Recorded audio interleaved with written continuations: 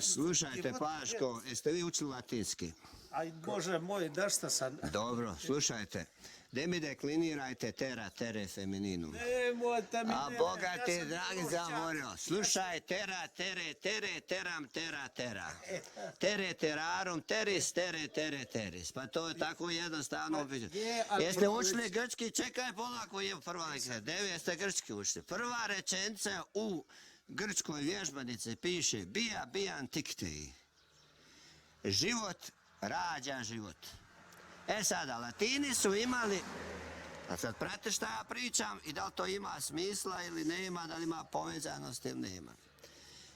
Rimljani su imali tempus ludendi, šta je to?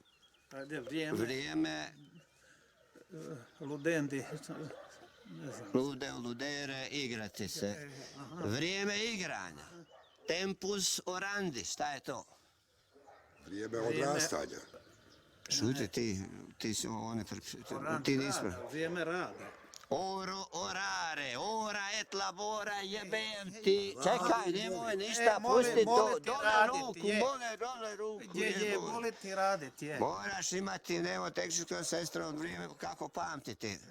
Tempus orandi, Da, vrijeme molitve. ja. Tempus jebandi. Šta je to? Vrijeme seksa. Vrijeme jebačine. Tako je.